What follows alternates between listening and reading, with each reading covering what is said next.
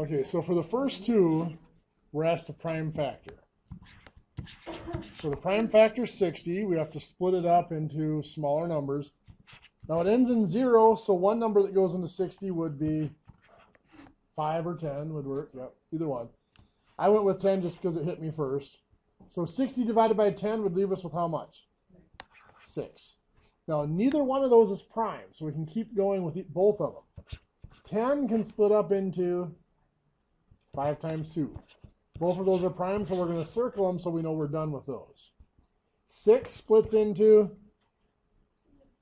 2 times 3. Both of those are prime. Now everything's circled, so we know we're done. So 60 is, I got to put them in order from smallest to largest, 2 times 2 times 3 times 5. Now I don't have to put them in order, it's just, it's easier that way. Well, like in my math lab, you won't have the tree, so you'll have to put them in there. And a lot of times in my math lab, if it asks just for the factors, it's looking for that. But remember, if it says it wants it put in exponential notation, that would be 2 squared times 3 times 5, like that. Did you?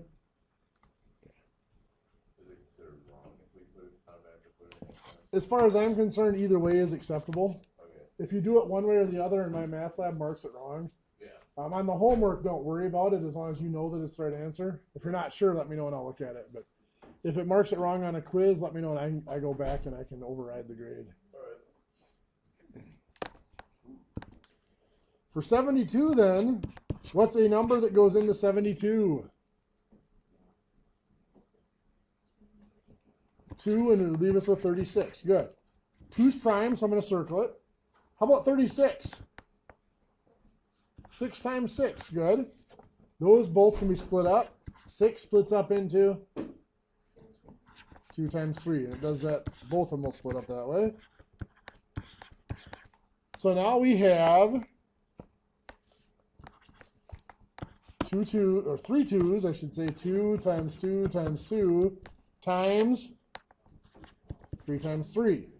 So again, you could leave it like that. That's fine with me. Or if it wants it exponentially, it's 2 to the 3rd power, because there's 3 2's, times 3 squared, because there's 2 3's. Any questions? Okay. Up here for number 3. When we're multiplying these, remember we combine the counts. What is 7 times 3? 21. And then we combine each name separately. X to the 5th times x to the 4th. X to the 9th. Good. When we're multiplying exponents with the same base, we add the powers. How about y times y squared? Y to the 3rd. Yeah. We think of that as being y to the 1, so you add the 1 and the 2 makes 3. So 21 x to the 9th, y to the 3rd is what our result is there. The last one here is a bit more difficult. We see the parentheses that should always draw us there first. Is there anything we can do inside those parentheses? No. Is there anything we can do to the parentheses? Yep, multiply. It's not 3x squared, it's negative 3x squared. You got to make sure you have that negative there. That is actually the single most common mistake I'll see on this. People forget the negative to go with it. So the 9x to the 5th isn't going to change. I could write it down now or I could wait till later. I've got negative 3x squared times 7x to the 4th is perfect. Negative 21x to the 6th. Negative 3 times 7 is negative 21. Bless you again. X squared times x to the 4th is x to the 6th. Now we've got our negative 3x squared times negative 2x to the 3rd. Perfect. Plus 6x to the 5th.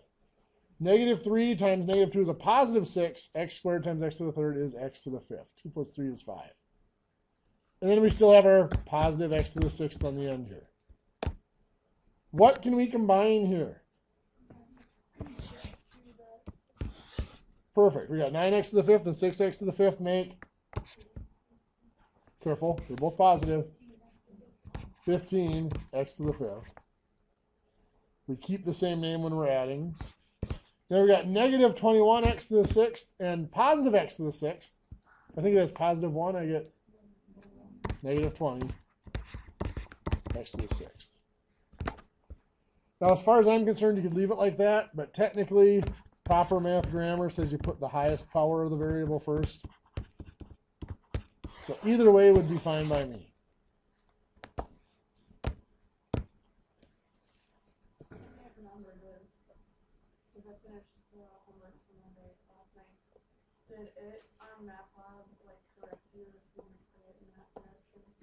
I don't remember. I don't think it does unless it specifically asks for it in what they call descending order. If it asks for it specifically in descending order, it will make you put it in that order. Okay, as promised, today we start everybody's favorite part of dealing with numbers, fractions. We mentioned fractions briefly back in the first week. Things like 3/4. And that top number is called the numerator. To numerate means to count. So that is our count, just like it is with any other number. And the bottom number is called the denominator. Let's see again. And the denominator helps us to classify, or it gives our number a name. So a fraction is just like any other number. It has two parts. The 3 is the count. We have 3 of something. Just like having 3 inches or 3 cows or 3 pounds. We have 3. The 4 is our label, like inches or cows or pounds. We have fourths here. So the 4 is not a number, it is a label or a name.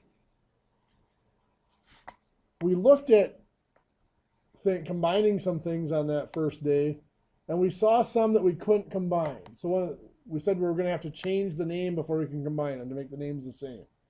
So that's one of the first things we're going to have to do is figure out how to rename these fractions. So to do that, we need to understand what this 3/4 really looks like. So I'm going to go back to the old elementary school illustration. Pretend that looks like a circle of a pie or a pizza. I'm hungry, so I'm going to go with pizza.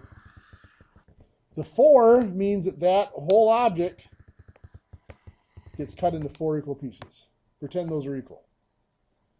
So every whole object gets cut into 4 equal pieces. Or another way to look at it is it takes 4 pieces to make one whole object. The 3 means that we have 3 of those 4 pieces.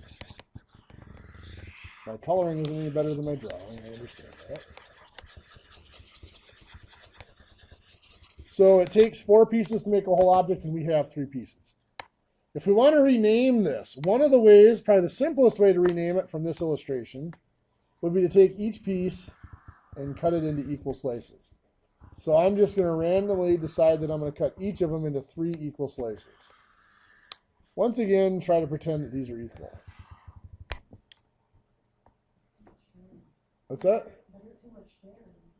Yeah. Do I? It depends on my mood. Why, you cut them in squares? Oh, yeah. So anyway, how many pieces now does it take to make a whole object? If I count, how many do I have? 12.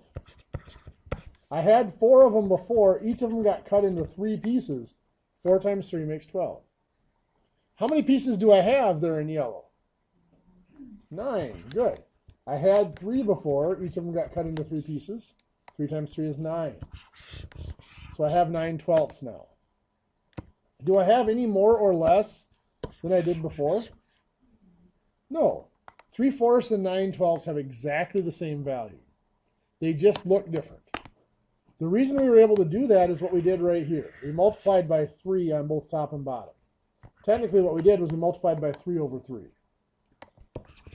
3 over 3, if we look at it, the bottom 3, the denominator says it takes 3 pieces to make a whole object.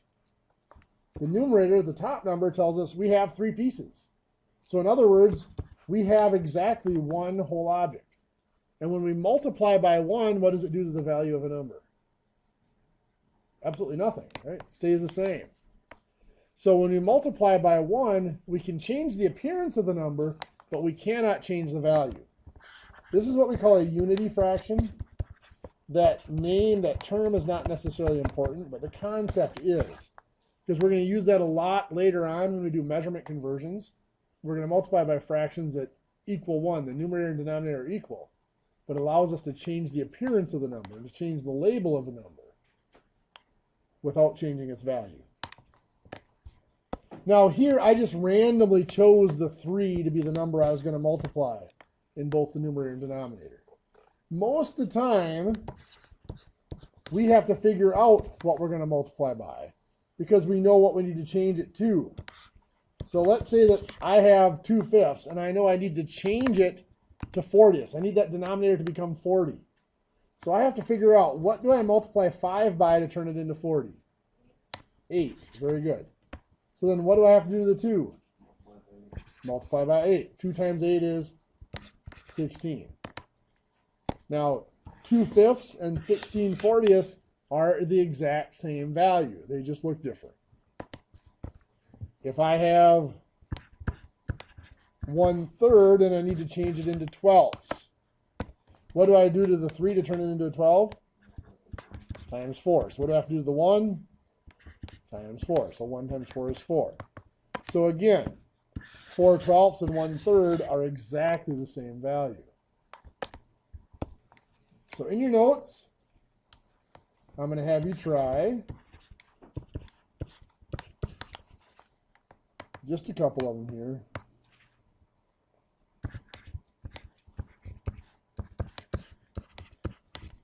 Fill in the missing numerators for each of those sets of fractions.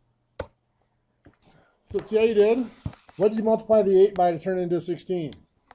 2. So the 3 is multiplied by 2 to make 6. Good. So 6/16 and 3/8 are equivalent. What did this number become? 25. Good. 7 was multiplied by 5 to make 35. So 5 times 5 makes 25. Well, sometimes it's beneficial to go the other direction. If I wanted to change this back into 5/7, well, I just multiplied by 5 on top and bottom. If I divide both the top and bottom by 5, 25 divided by 5 is 5. 35 divided by 5 is 7. I get back to where I started. So I can not only multiply the top and bottom of a fraction by the same thing, I can divide the top and bottom, the numerator and denominator of a fraction, by the same thing. So if I have something like 12 over 21, what can I divide both of those by? 3. Very good. That's one of the reasons why we went over those divisibility rules yesterday, to make it a little bit easier to look at numbers and figure out what to divide by. 12 divided by 3 is 4. 21 divided by 3 is 7. So 12 over 21 reduces to 4/7. Now, in both of these examples we've done so far, we divided by the largest number that we could. It's called the greatest common factor to reduce them down. And we've been told a lot of times that we have to find that greatest common factor. But sometimes that's not so easy to do. If I have 48/60, some of you might see the greatest common factor, but I'm going to have you keep it to yourself for a minute. There are smaller numbers that we could find. I mentioned it yesterday, I go through a progression. Can both of those numbers be divided by 10? The 60 can, but the 48 cannot. How about 5? No. Then I usually go to 2, because 2 is really quick. Both of them can be divided by 2. So what is 48 divided by 2? 24. What is 60 divided by 2? 30. Now here I see that they can both be divided by 2 again. But a lot of times once we've divided them down once, when they're a little bit smaller, it's easier to see what else they can be divided by. When I look at them now, what can I see that they can both be divided by? 3. Okay. We divide by 3. 24 divided by 3 is 8. 30 divided by 3 is 10. And we see that they can both still be divided by 2. 8 divided by 2 is 4. 10 divided by 2 is 5. We get 4/5. We do not have to find that greatest common factor, that largest divisor that we can divide them both by. If we had seen it, did anybody see what the biggest number was we could divide by here at first? They can both be divided by 6, but they can actually be divided by 12. 48 divided by 12 is 4. 60 divided by 12 is 5. 6 would work fine. Divided by 6. You got 48 divided by 6 is 8. 60 divided by 6 is 10. And then, of course, you still divide by 2. You're going to get to 4/5 as long as you don't do something wrong with your division. It's just a matter of how many steps you go through. So yes, it is easier if you see that largest number, but don't sit there and stare at it trying to figure it out. Just see any small number you can divide them both by and start dividing, and it'll get down to its smallest or simplest form. So in your notes, I'm going to have you guys do a few. Let's have you do 75/90ths, reduce that down. And we're going to have you do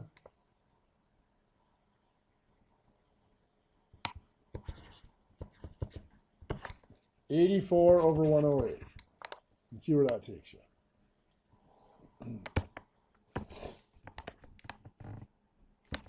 So for 75/90, what can you divide both of them by? 5? It doesn't matter. So we got a 5. 75 divided by 5 is 15. 90 divided by 5? 18. Both of those can still be divided by 3. 15 divided by 3 is 5. 18 divided by 3 is 6. What can both of these be divided by? 6 works. 84 divided by 6? 14/108 divided by 6. 18. And they can both be divided by 2. 14 divided by 2? 7. And 18 divided by 2? 9. So 7/9. Any questions?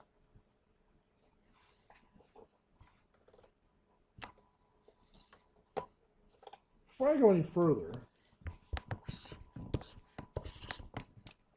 what would the value of that be? 0. Yeah. No, that would be 0. What this is saying is it takes 8 pieces to make a whole object, and we have none of them. So that's fine. We have nothing, is what that's telling us. On the opposite side, this is what you were thinking. What if we have 8/0? There's nothing to take. It's saying it takes 0 pieces to make a whole object. Well, then, if I have 8 pieces, how many objects do I have? Well, this makes no sense, does it? This is undefined. We cannot have a denominator of 0 because it makes no sense to have, it takes 0 pieces to make an object. Well, then, 1 piece would be an infinite number of objects because it only takes 0 to make 1. Not only can we not have 0 in a denominator, we cannot divide by 0. We could not do like 3 divided by 0. If you punch that in your calculator, what's it tell you? It says error. That's actually a very big deal. At the end of class, if there's a little time left over, ask me and I'll show you an example. I don't think I've showed you guys yet the example. Dividing by 0, how it really messes up your number system. I will show you an example of how that really can mess things up. I will say this, back, I believe it was in the late 80s, when they first went to satellite navigation for the U.S. battleships, what they did is they would actually punch in the coordinates of where they needed to go to, and the computer would access the satellites to get their current coordinates, and it would then calculate the most efficient path, the shortest path to get to where they needed to go. It had worked for several years, but nobody had ever thought of this possibility. And it just happened to be a coincidence. One of the ships, when it put in the new location, in the process, one of the numbers subtracted out to be 0 when it tried to divide by 0, and it locked up the computer system. Yeah. Had I told you about that? Yeah. It was almost, yeah, I would say it was like 12 hours. It was quite a stretch. Which to me is just hilarious. A multi-billion-dollar piece of steel sitting there dead. Yep. I mean, think about it. You wouldn't ever think. I mean, it didn't function properly for years. You know, the chances of two coordinates lining up that perfectly are very slim. So our next step. What if we have something like this, 44 sevenths? Well, the 7 is telling us it only takes 7 pieces to make a whole object. And we have 44 pieces. So we have more than enough pieces to make a whole object. In fact, we have enough pieces to make several whole objects. How do we know how many objects we can make? Yeah, we'll just take 44 divided by 7. Now, if you punch that in your calculator, it's going to give you something like 6.285714286 approximately. Your calculator rounded off one decimal place too early. What's that telling us? Don't worry, it's not contagious, by the way. What's that?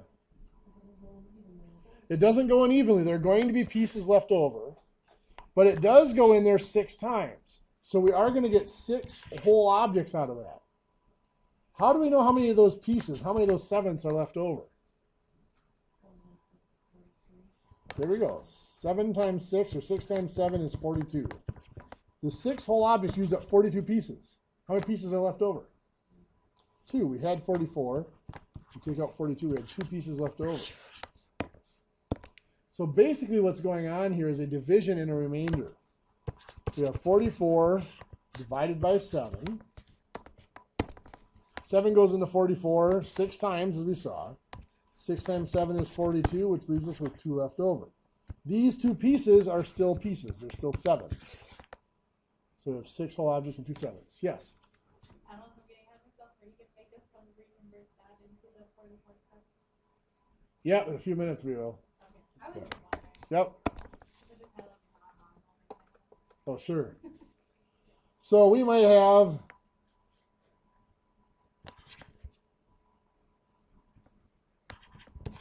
23/5. So we're going to do the same thing. It'll be 23 divided by 5. How many times does 5 go into 23? 4 times.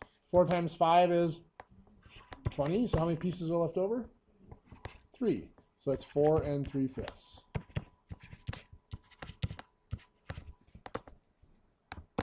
We might have 287/8. It looks ugly. That's not one you're just going to glance at. I mean, the 23/5, some of you may have been able to just glance at that and see that it's 4 3/5. This one, maybe not so much.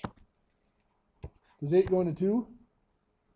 Nope, so leave that blank. 8 into 28? How many times? 3 times. 3 times 8? 24. That leaves us with 4. We'll bring down the 7.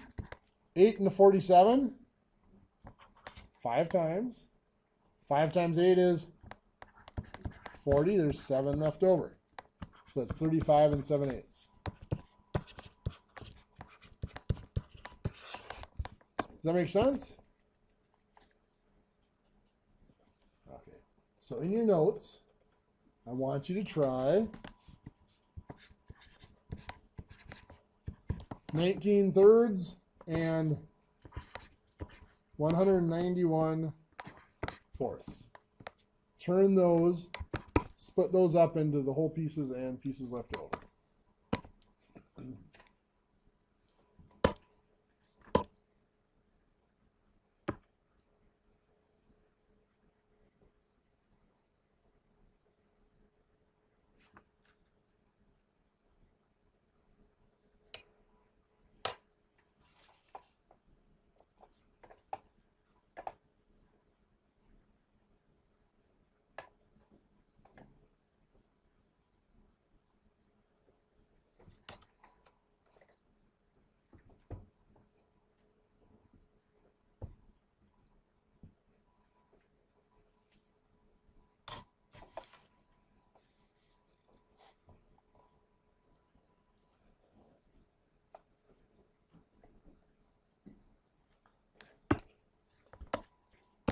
So 19 thirds.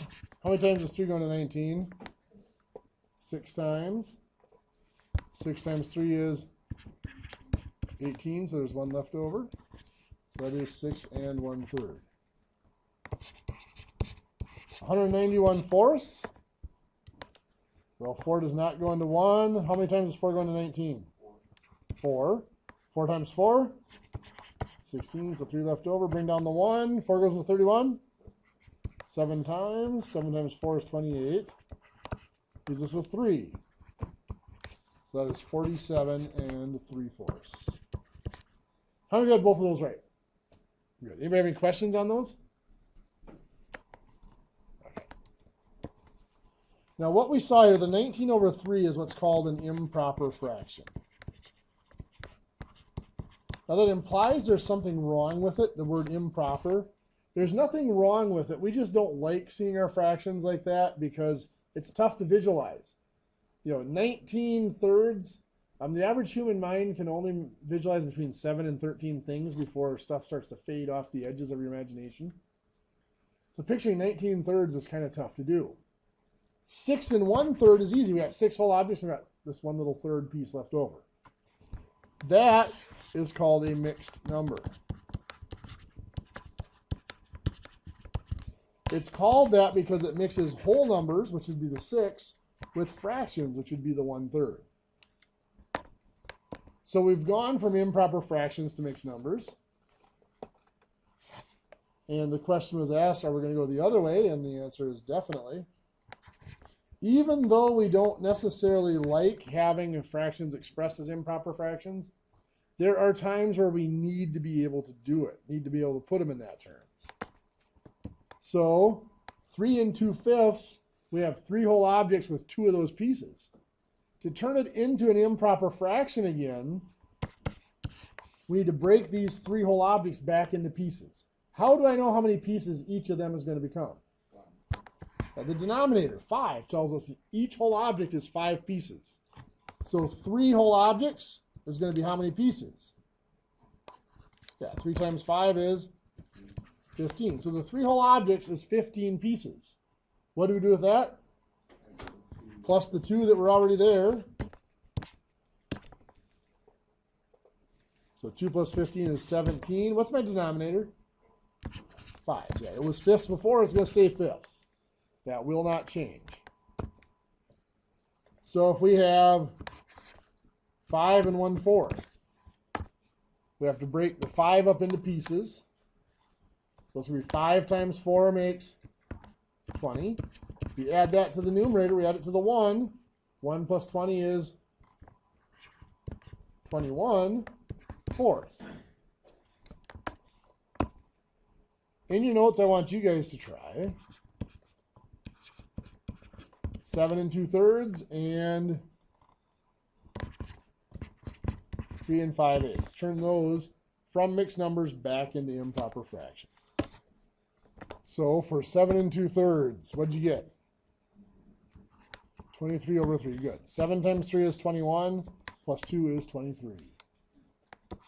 For 3 5/8, what'd you get? 29 over 8. Good. 3 times 8 is 24, plus 5 is 29. And of course, the numerator does not change in this process, or the denominator does not change in this process. It stays 8ths or thirds or whatever we have. Okay, so I promised you if we had time, I would show you why dividing by 0 is a bad thing. And stop me if I showed you this example already. That's part of the getting older thing, is the memory is the first thing to go. Well, probably the second thing to go, but who knows what the first is anymore. I don't remember. So let's say we start out with x equals 1. One of the things we've learned about equations is we can add, subtract, multiply, or divide both sides of the equation by the same thing, and it doesn't change anything. So I'm going to multiply both sides of this equation by x. What's x times x? X squared. What's 1 times x? X. I can also add or subtract both sides. I'm going to subtract 1 from both sides of this equation. Bless you. What is x squared minus 1 is just going to be x squared minus 1. X minus 1 is just going to be x minus 1. Now I got to make a little bit of a side note here. We did FOIL on something like this, or we multiplied it out longhand. If I do x plus 1 times x minus 1, what do I get? Well, I've got x times x is x squared. X times negative 1, negative x or negative 1x. 1 times x, just positive x or positive 1x. And 1 times negative 1, negative 1. So now, negative 1x and positive 1x just cancel, that makes 0. So what we have here is x squared minus 1, which is what we have right here. So what I am going to do, and this is perfectly legal, I'm going to replace the x squared minus 1 with x plus 1 times x minus 1. That would be just like taking 6 in the equation and replacing it with 3 times 2. Now, my next step, I am going to divide. If I divide by x minus 1, what's anything divided by itself? 1. Very good. If I divide this by x minus 1, that cancels out. I'm left with just x plus 1. Now I'm going to simply subtract 1 from both sides of my equation. So here the 1 cancels out. I have x. What's 1 minus 1? 0. So I have x equals 0. But I started out with the assumption that x equals 1. A basic property of numbers is that if two numbers equal the same thing, they must equal each other. So if x equals 1 and x equals 0, 1 must equal 0. Obviously, that's not correct. Hopefully, otherwise everything you've been taught for the last 20 years is wrong. Where did this problem go wrong? Can anybody see it?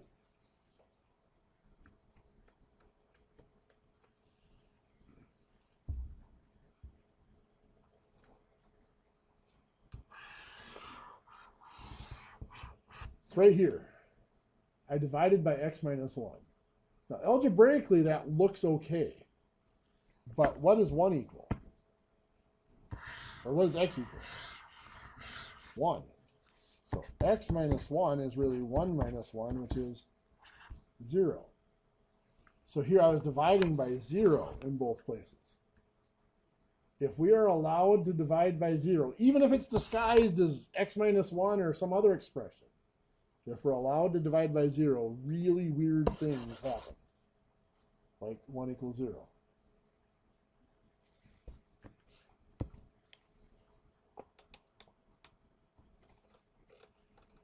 Another reason why we are not able to divide by 0 is, remember when we talked about integers and negatives, the definition of division. If I have 12 divided by 2 equals blank. What that is saying is what number times 2 equals 12. That's the definition of division. So that's why this is 6, because 6 times 2 equals 12. But if we were to do like 8 divided by 0 equals blank, what number times 0 equals 8? Well, any number times 0 equals what? 0. So there is nothing that I can put in here that will ever multiply by 0 to get 8. So I can never divide any number by 0, because there's no way it would ever work backwards to get back to the right answer. Okay, remember, there is a quiz. It is due today at 11:59 p.m. The computer lab next door here is open if you want to get started on it with the little time we got left. And there is a new homework assignment that is due for Monday.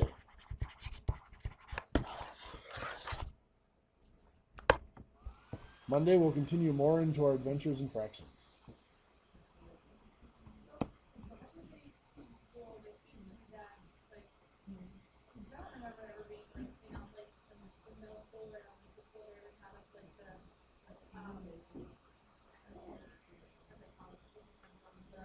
Factors? Oh, associative, distributive. Yeah. commutative. Like Travis said, when we were going, like, did we, because I remember them telling us 8 divided by 0 or 0 divided by 8 telling you the 0. Like, I remember, like, Yeah. back in elementary school, middle school, like 5th grade when we learned about this, and they told us. There's a lot of things that you get told can't be done, or you get told that turn out not to be true, and that is one of them. 0 divided by 8 is 0, but a lot of times they start out saying, well, 8 divided by 0 is also 0. It's not true. I mean, that one's way off of true, because technically it's infinity. It's infinitely large. 8 goes, because remember we talked about that earlier, that 24 divided by 8 is really saying how many times can I subtract 8 from 24? Well, how many times can I subtract 0 from 8? Forever. Infinite number of times. You also get told, at some point, you're told that 2 minus 5 can't be done because you can't subtract a bigger number from a smaller number. And then at some point you get told, well, 2 minus 5 equals negative 3. You introduce the negatives. You get told that you cannot take the square root of a negative number.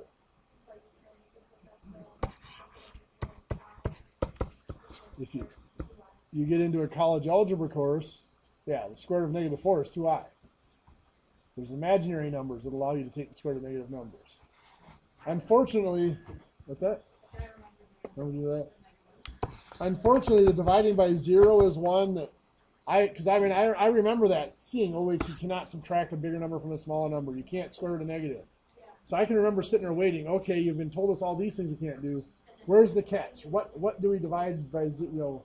And there isn't any. That's one of the few that we're told that can't be done, that really cannot be done. Okay, you guys have a great weekend. We'll see you on Monday.